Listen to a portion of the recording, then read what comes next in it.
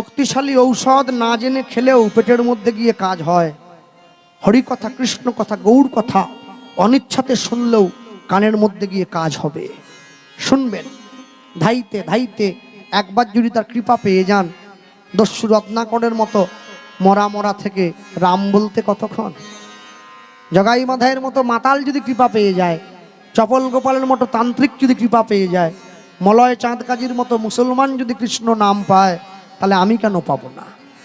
এই বিশ্বাস নিয়ে বাড়ির ছোট ছোট ছেলে মেয়েদের নিয়ে আসবেন, এসে কীর্তন শোনাবেন, ভাগবতীয় কথা শোনাবেন, আর সময় থাকতে সাধুগুরু বৈষ্ণবের চরণাশ্রয় করাবেন, সদ্গুরু চরণে কর্ণমূলে মন্ত্র দেবেন, দিয়ে নিজের জীবনকে সুসঙ্গবদ্ধ করে, হিন্দুকে ঐক্যবদ্ধ করে আমরা সকলে একসঙ্গে সুখে থাকবো, ভালো থাকবো, আনন্দে থাকবো।